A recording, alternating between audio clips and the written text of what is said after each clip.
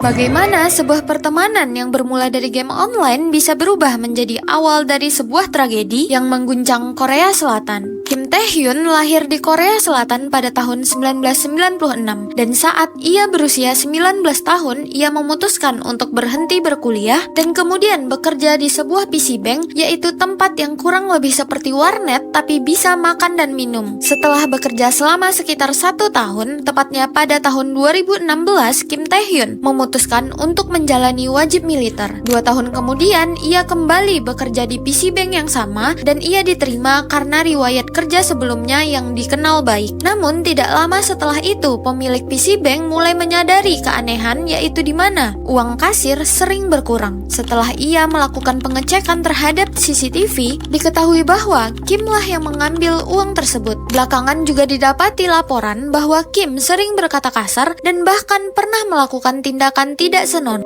terhadap karyawan perempuan di sana. Oleh karena itu, pemilik PC Bank memutuskan untuk memecat Kim dari pekerjaan itu. Setelah kehilangan pekerjaan, Kim semakin banyak menghabiskan waktunya untuk bermain game online, terutama game League of Legends. Dan dari sana, ia bertemu dengan banyak teman bermain game online. Pada Desember 2020, Kim dan teman-temannya memutuskan untuk bertemu secara langsung di sebuah PC Bank yang berada di kawasan Gangbuk-gu. Saat berada di sana, Kim juga bertemu dengan seorang perempuan yang namanya disamarkan menjadi Hana. Saat itu, Kim berusia 24 tahun dan Hana berusia 25 tahun. Ternyata, Kim memiliki ketertarikan kepada Hana dan memasuki awal 2021, Kim semakin sering berusaha untuk mendekati Hana. Namun ternyata, Hana tidak nyaman dengan pendekatan itu. Sampai akhirnya, Kim menyatakan perasaannya kepada Hana, tapi Hana langsung menolak dan meminta Kim untuk berhenti mendekatinya. Bagi Hana, itu sudah menjadi batasan yang jelas, tapi bagi Kim, semuanya justru baru dimulai. Kelanjutan kisah ini akan kita lanjut di part 2. Seberapa jauh seseorang bisa berubah ketika rasa suka yang ia miliki tidak terbalas. Setelah menerima penolakan dari Hana, Kim merasa sakit hati dan menganggap dirinya telah dipermalukan di depan teman-temannya. Rasa suka yang awalnya ia miliki perlahan berubah menjadi rasa marah dan juga dendam. Oleh karena itu, dia mulai melakukan banyak hal untuk mengganggu Hana. Contohnya mengganggu Hana saat bermain game, menelponnya berkali-kali, serta mengirimkan spam pada pesan dan juga voice note Hana. Akibat perbuatan yang dilakukan oleh Kim, Hana kemudian memblokir Kim dari berbagai platform yang ia miliki, termasuk nomor telepon, media sosial, dan bahkan akun game. Bahkan Hana sampai mengganti nomor teleponnya agar dia tidak dihubungi lagi oleh Kim. Tapi ternyata Kim berhasil menemukan nomor baru Hana. Mulai saat itu juga, Kim mulai diam-diam datang ke PC Bank tempat Hana sering bermain dan membuntuti-nya dari belakang. Hana yang menyadari dirinya telah dibuntuti mulai merasa takut. Tanpa sepengetahuan Hana, ternyata Kim juga telah membuat akun baru agar bisa kembali bermain game dengan Hana tanpa diketahui. Dari akun tersebut pula lah Kim mulai mengamati aktivitas Hana secara detail. Ia mulai memperhatikan kapan Hana online dan offline, siapa yang bermain dengannya, serta akun-akun yang berinteraksi dengan Hana. Dari pengamatan itu, akhirnya ia mengetahui pola aktivitas Hana di dunia nyata, termasuk waktu tidur, berangkat kerja, hingga saat Hana sedang sendirian. Namun, dari seluruh informasi yang diketahui oleh Kim terkait dengan Hana, ia belum mengetahui alamat rumah Hana. Sampai pada Maret 2021, Hana mengunggah sebuah story ketika ia sedang membuka paket belanja online. Tanpa Hana sadari, bagian dari kemasan paket itu memperlihatkan alamat rumahnya, dan Kim yang melihat unggahan itu segera mengambil screenshot dan memperbesar sampai ia bisa membaca alamat rumah Hana. Dan sejak saat itulah dimana Kim akhirnya mengetahui di mana Hana tinggal. Akhir dan keseluruhan dari kasus ini kita lanjut di part 3. Apa yang terjadi saat seseorang tidak bisa membedakan lagi antara rasa suka dan sebuah obsesi? Pada 23 Maret 2021, Kim keluar rumah mengenakan pakaian serba hitam dan juga masker. Ia juga membawa ransel berisi pakaian ganti, sarung tangan, lakban, dan beberapa senjata.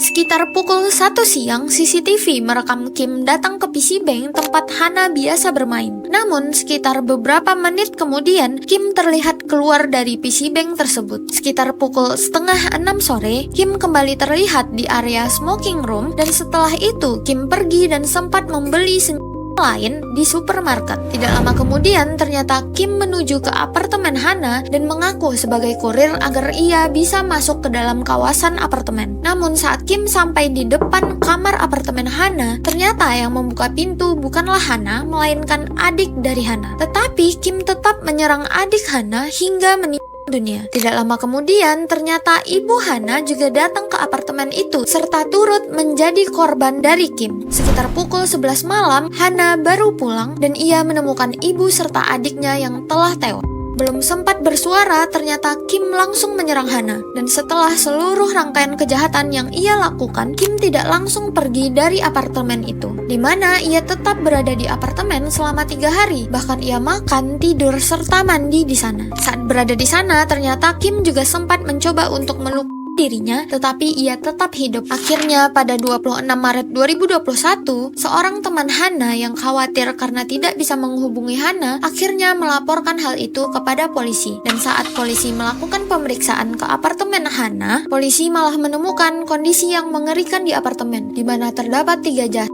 dan juga Kim yang masih berada di sana. Saat penangkapan, Kim langsung mengakui perbuatannya. Namun, pada persidangan yang dilakukan pada Juni 2021, ia sempat-sempatnya mengklaim bahwa kejadian tersebut merupakan sebuah kecelakaan. Namun, penyidik menemukan riwayat pencarian yang dimiliki oleh Kim tentang cara cepat menghilang seseorang sebelum adanya kejadian di apartemen Hana. Bukti tersebut akhirnya menjadi salah satu barang bukti yang mampu membantah klaim yang diberikan oleh Kim. Dan akhirnya Kim mendapatkan hukuman seumur hidup tanpa kemungkinan pembebasan bersyarat. Dan dari kasus ini kita belajar untuk dapat lebih berhati-hati dalam menjaga informasi pribadi, karena kita tidak pernah tahu informasi itu bisa sampai ke siapa saja dengan niat apa. Gimana pendapat kalian untuk kasus kali ini? Langsung komen di bawah.